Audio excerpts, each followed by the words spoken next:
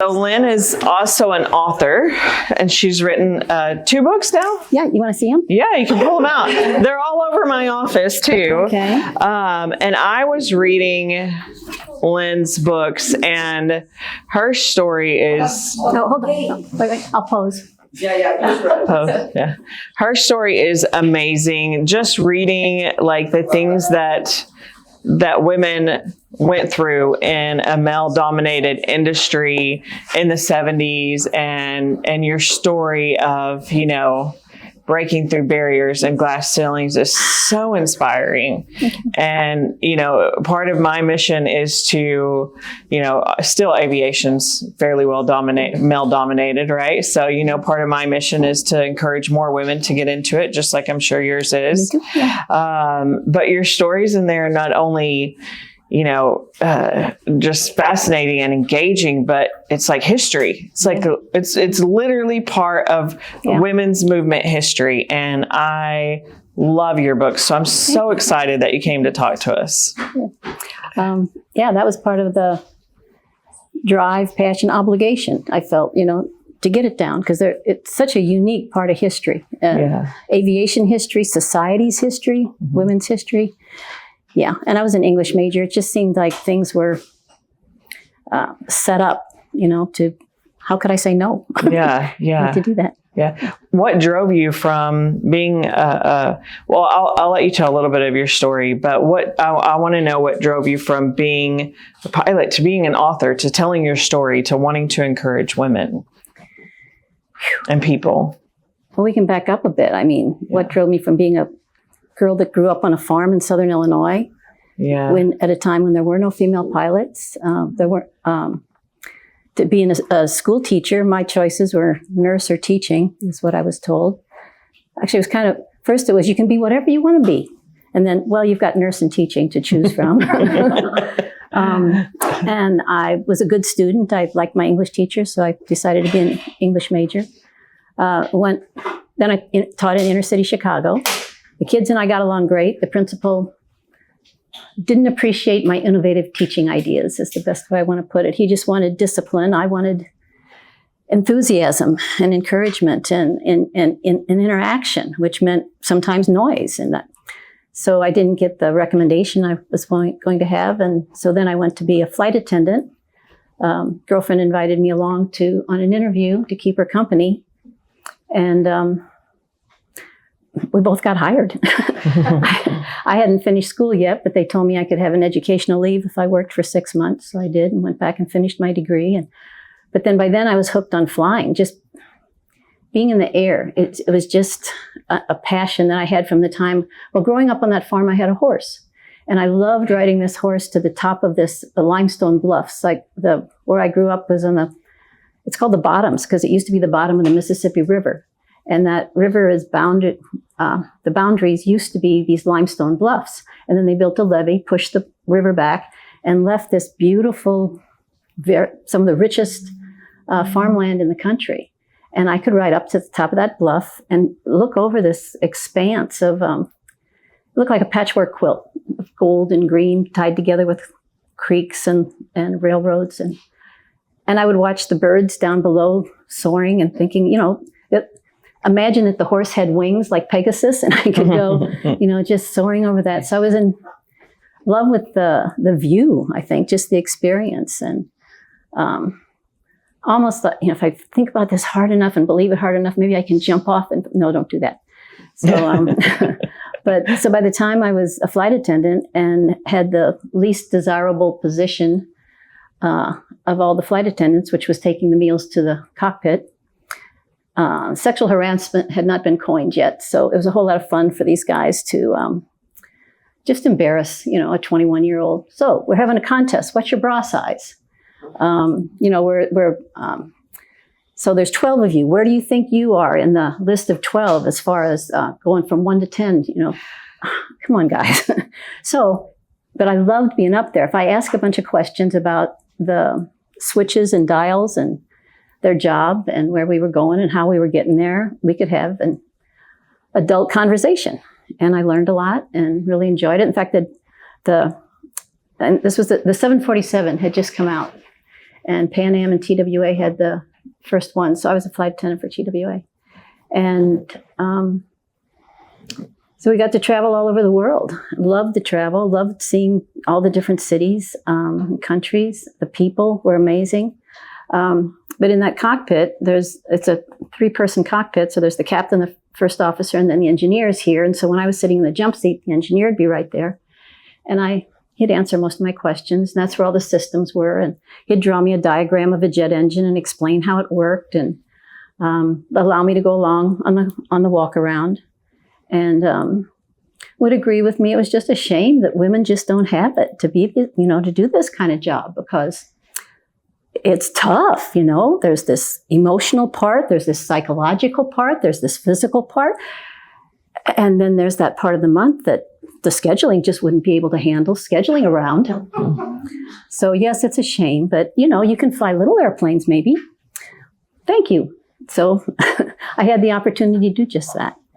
Some friends had a seaplane up in Vermont on Lake Champlain, and they needed a student so that they could keep their instructor rating. And I had a tendency to say, sure, I can help you with that. Like when my friend wanted to go to that interview, and it always opened doors. It seemed like to say, yes, I can help you with that. The universe would respond with, let me help you with that. Mm-hmm. And over and over and over throughout an entire career. So I spent one of the best summers of my life learning how to fly a little Piper Cub on floats in Vermont. Didn't know what I was going to do with it. Couldn't really afford to finish up my degree or finish up my pilot license. But it sure was fun. Then had a first-class passenger, a young man who was reading the private pilot handbook like I was, and he said, "Well, I had to quit because the lake froze over, and it was a seaplane, so I can't fly anymore." He said, "They make airplanes with wheels." I'm taking lessons down in Miami at a place called New Tamiami Airport, and you can, if you come down, I'll introduce you to my instructor. And it sounds like you've got most of the basics done. I don't think it's going to take that much more just to finish up your private. It's a shame to have gone this far. So I did. I went down and met his instructor and said, yeah, another week, some more lessons, another $1,000, which seemed. So I saved all my money and finished it up. And by the time I was finished as a student, they said, if you continue and get your instructor's license, we'll hire you as an instructor. So I had a goal. So I had 2 lives basically for the next 5 years. I was flying out of New York as a flight attendant. And then on my time off, I would go down to Miami and spend my time and money paying for more flying lessons until I got my commercial and was able to fly charters. And then I got my instructor's license and was able to instruct. And I thought that was as good as it got. Well, it was as good as it got. I was having a wonderful time and I was very happy with it until I found out that American and Frontier had hired their first 2 women. Bonnie at American and Emily at Frontier had been hired in 1976. So I now had a new goal, I guess. I was talking, hey, did you hear this? They're hiring women. And it's a publicity stunt. They're not going to really let them at the controls. It's just, so don't get your hopes up, but sure. So I stopped listening to them. But there was one thing that was legit. Then they were requiring 1,000 hours of jet time. And 99% of the guys were coming out of the military, and that's where they got their jet time. So I couldn't afford getting jet time. I couldn't imagine how to do that. I did try to apply to the military, the National Guard or the reserves, but they weren't allowing women in combat, and they weren't allowing women. There's one guy did say, though, my girlfriend's been telling me about this organization called NOW. I think it stands for National Organization of Women, that if you're not being allowed to do something that you think you should, you can sue, and they will help you with the legal fees. So that night I'm talking to my parents, and I said, hey, I think I've figured out a way I can get this jet time in the National Guard. But I guess I'll have to, and this organization called Now will help me sue. And my very conservative Republican farmer father says, and just who do you think you're going to sue? And I said, I guess the U.S. government. Yeah, over my dead body is my daughter suing the U.S. government. I think you'll find another way. And he was right. Just soon after that, I was walking through the airport in St. Louis, and it's the closest airport to where I grew up. And I was going to go visit my sister in she was going to SIU in Carbondale. And there was a kiosk that said Air Illinois. So I said, hey, you're going down to Carbondale? I was in my uniform. They usually gave rides. Can I ride along? Yeah, but we can't let you go free. Our owner doesn't allow that. So, and then he goes, yeah, the only way we can give anybody a free ride is if they're coming in for an interview. Well, then I'll interview. He goes, no, sorry. We got enough flight attendants. And then the first officer says, yeah, we're just always short on pilots. I said, well, then I'll interview as a pilot. Flight attendants can't interview as pilots, lady. I said, no, I've got 700 hours now, flying, instructing. And I said, man, that's more than we had. He picks up my bags, takes me out to this Twin Otter, sits me in the front, puts headsets on me, and they want to know about TWA hiring. And then they explain to me that this turboprop is considered a jet engine. So they're getting jet time. Okay, so while I'm waiting for my sister to come pick me up, I talked to the lady at the counter and said, I told these guys I was coming in for an interview, but I haven't even filled out an application yet. Can I fill out an application? We've got enough flight attendants. I want to be a pilot. You do. And she turns around and gets this guy, comes out, this big burly guy with a gray flat top. Turns out he's a general in the Canadian Air Force. And says, so you think you want to be an airline pilot? Let me take you out and talk to Vic. So he takes me out to the hangar. Here's this nice guy, Vic, that I'm already feeling sorry for. He hands me over to him. He's got the cowling up. He's looking at the turboprop. And he explains to me how this jet engine runs this propeller. And I know enough to ask some intelligent questions, I guess. So by the time we're done, my sister picks me up. I said, thanks. Sorry for the bother. And he goes, no, it's fine. And I get a call 2 weeks later and said, hey, we've got training classes for you. Can you show up? I said, there's no way that man wants a woman pilot. And she said, no, we've already hired one other lady about 2 weeks ago. And I said, but I didn't even have an interview. Yeah, you did. Vic thinks you're great. Never know when your interview's happening, I find out.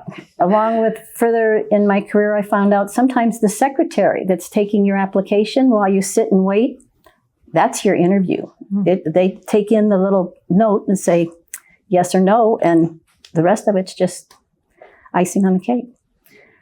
So I'm telling this whole story. No, keep going. Yeah. I'm just on the edge of my seat waiting for the 747 story. In that case, I better speed up. This is a 40-year career. We're only 5 years into it. Okay. So anyway, yes, I got hired by Air Illinois and flew the Twin Otter. And well, that was the first kind of historic thing that happened, that they had hired another lady.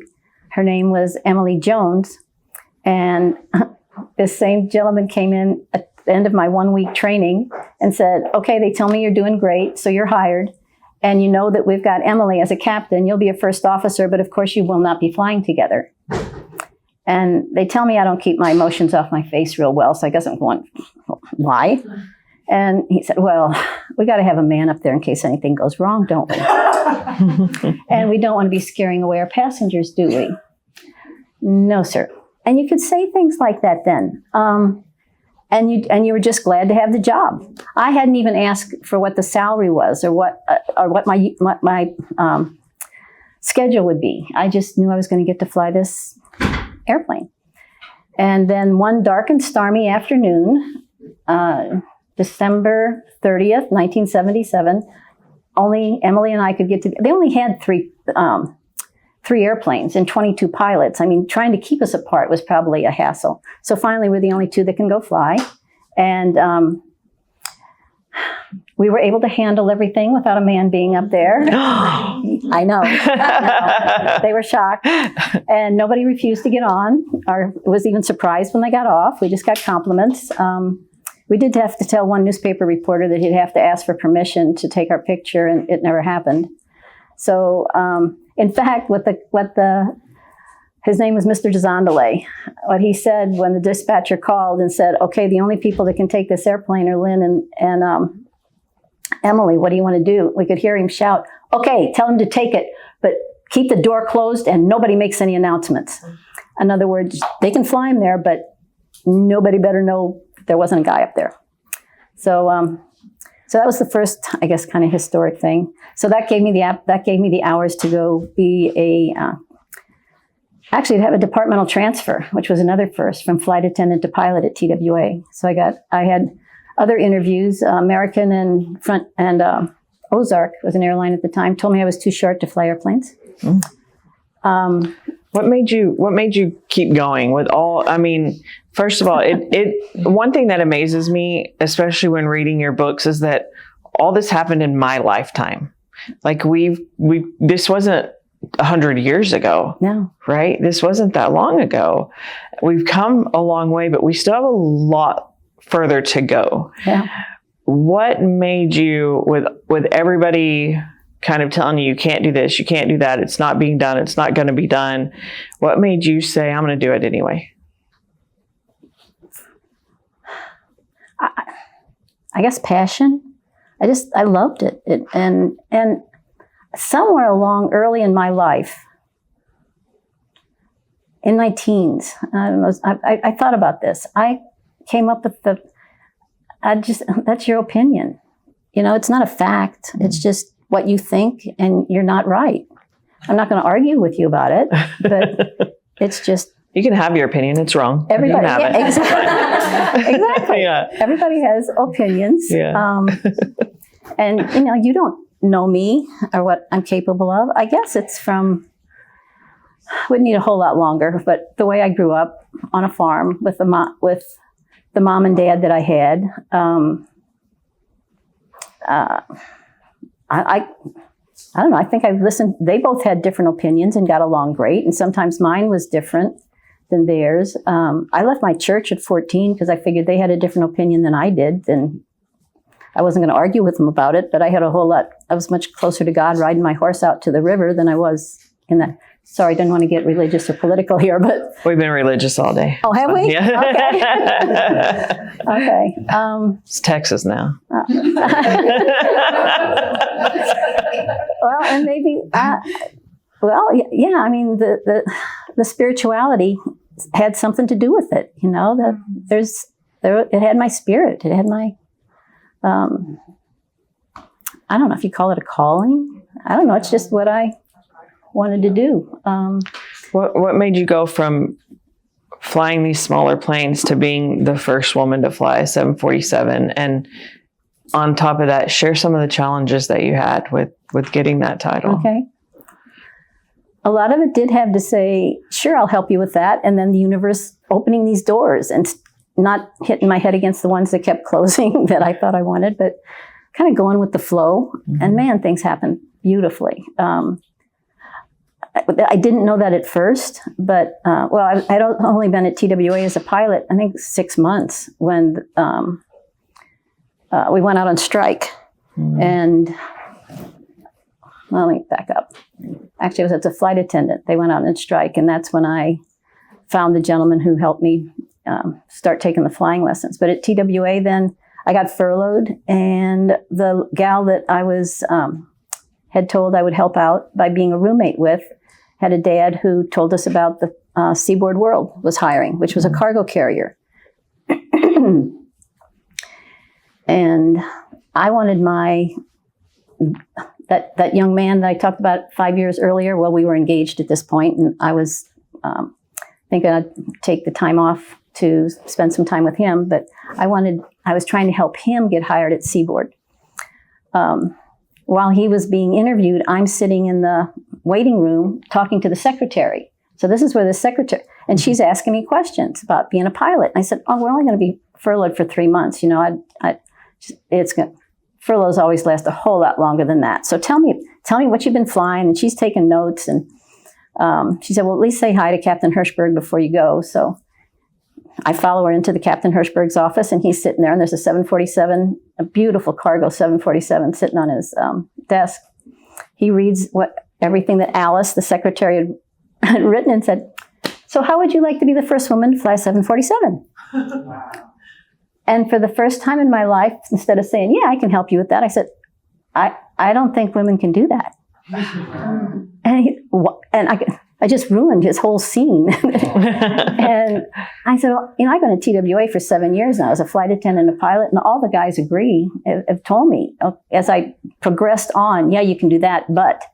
And the last one is, you're never going to be able to fly a heavy, which is the larger airplanes with 4 engines, because if 2 engines go out on one side, a woman's not going to have the strength to keep it going straight. And now you've got a safety issue, and you don't want to put people in danger, do you? No, sir. And he said, and I said, so, they've explained it to me. And he said, they've got hydraulics. The hydraulics keep it going straight. I'll show you. And he said, were any of these guys flying 747s when they were saying this? Well, no. I'm going to have to speed this up. Okay. So he said, I'll show you. So he did. And he was the most wonderful. Yes, there's all these challenges, but along with that, there's these wonderful people. And when you're going into a man's world, you do have, some of those wonderful people do have to be men. And he took it upon himself to give me the confidence in me and that airplane that I needed to show him. And he kind of tricked me into showing that I could handle it when 2 engines went out on one side. And it was tough. I couldn't stand up. My leg was shaking, and I was pissed that he had put me in that position. Let me ask you I think there's only one person in the room that's a pilot or somewhere around here. Oh, okay. Explain to everyone the physical, what was happening as you're trying to land this 747 for the first time, and why they think women can't physically handle it. Well, okay. First of all, this is being done in a simulator. I don't know that anybody has purposefully killed 2 engines Hopefully not. 747 for training purpose. Well, maybe a long time ago, if they had simulators, they may have had to. I don't know how. You could probably explain it. Okay, so there's 4 engines, and most of this is in training. He's showing me this in a simulator, so it's not. But the simulators are so sophisticated that you've got the whole scene. It feels like it, yeah, very and realistic. It definitely has the real feel. So as you were taking off, 1 engine dies, which is normal. You have to show that you can take the most critical time to lose an engine is right on takeoff, because that's when they've got max power. So that one goes out. I'm ready for it. I know that that's what's going to happen. I have to show that I can do this. So I get it all set up, and we're fine. And now we're on downwind, and I think we're going to land pretty soon. And the other engine goes out. And I'm sitting in the right seat. He's flying as my captain. And I kind of look at him, and he said, fly the damn airplane. Okay. So you trim it. You have to trim. Okay. Aerodynamics. How basic to get. An airplane flies because of airfoils. The wings are like this, so that the air going over the top has to travel faster than the air going underneath. So you've got more pressure underneath because the molecules of air are further apart over the top. So that's what causes the lift. The tail is equal, and you have rudders, and you push on the rudder, and it makes that airfoil go left or right. So if you push on, let me get this right. If you push on, so if you lose an engine, to make it go straight, you've got to shift this airfoil back here so that the air pushes on the tail to keep you going in the direction you want to go. So when one's out, yeah, you got a little bit, and then the next one goes out, and you've got a whole bunch that you have to push your foot almost to the floor to be able to activate the hydraulics that are causing that tail, the rudder, to move in the way you want, so that the nose goes in the way you want, so the whole rest of the airplane goes in the way you want. Is that okay? Yeah. Okay. So there. I want you to tell that, because back then they thought a woman couldn't physically fly a 747 because you were too weak. Yeah. And so I wanted everyone to kind of understand that that's kind of what the concept was back then and why. And it was tough, even with the trim. Well, let's see, I guess I didn't put enough in because by the time we landed and my leg was shaking, he said, "You did a good job, congratulations, but the next time use more trim." Okay. So it's hydraulically actuated. Anyway, it's hydraulics. He was right. Seaboard became Flying Tigers. I got furloughed again. It's not a real stable career. So I don't want to talk anybody out of being pilot, but it's an incredible career, but yeah, stability's not there. And then a company called People Express was starting up in New Jersey. And so I went with them. They had 737s. I got hired at the very beginning. So I got to be a captain real quickly, got to be one of the first female captains in the country. We got 747s, so I got to be a 747 captain and fly the first female to fly 74 transatlantic. Got to meet Princess Anne, was Woman of the Year in England, all kinds of amazing. Felt like Cinderella. Right to the point that I had to get home the next day because it was Thanksgiving. And then People Express became Continental, Continental became United, and I retired. What? Amazing. No, you have an amazing story. What drove you from doing all that? You have so many accomplishments. What made you say, I am now going to write books and share my story? Like what's your purpose behind the books and going out and speaking and sharing your story? The pandemic. I was, okay. There's this personal life along with this. I got married and had 2 stepchildren, had 2 children of my own, got divorced, moved from California to Houston, and they were 3 and 7, and I wanted to get back into flying because the guy that I married wasn't letting me fly for about 10 years. There's so many stories. There's so many stories in these books. So the one place I could fly was the most dangerous airport in our system, Tegucigalpa, Honduras. It's short, it's high altitude, it's in a bowl, it has no electronic guidance, so it's all what we call seat of the pants, visual flying. But it was the one place I could check in at 9 and be home at 4. I could drop the kids off at school, show up at the airport, fly to Tegucigalpa, fly back. It's only 2.5 hours out of Houston, there and back, and pick them up. So that's what I was doing. And we always had missionaries on board. I found out about the clinics that needed stuff. So I knew how much cargo we were going to have on, how much space we were going to have on. So I started bringing things in for the clinics. And then I started going on my days off and taking teams down there so we basically had a mission thing going on. And then we found out about a little island called Roatan off the north coast that had even more need because they had a clinic that they had built but couldn't open because they couldn't pay the electric bill. So I talked to the mayor's wife and we started bringing athletic shoes and started this whole mission thing in Roatan. And then the pandemic hit and everything shut down. Couldn't go anywhere. Couldn't go in or out of the country. Couldn't go down there. I had a girlfriend who said, I want to go to a memoir writing class and I don't want to go alone. Will you go along? Sure, I can help you with that. Mm-hmm. So I go to this memoir writing class and find out we have to write a story, 3 to 5 pages every week, show up on Tuesdays at 7 o'clock. Well, my logbook looked like a diary and the people who taught me to fly were rich. They'd let me pay for the gas because I didn't want to feel obligated to them.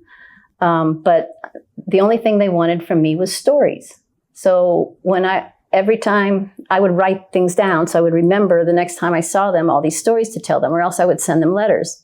So I had piles of letters and notes in my logbooks that reminded me of everything that had happened. And so when I had this assignment, English student kicked in and I started writing these into stories that could be put into a memoir.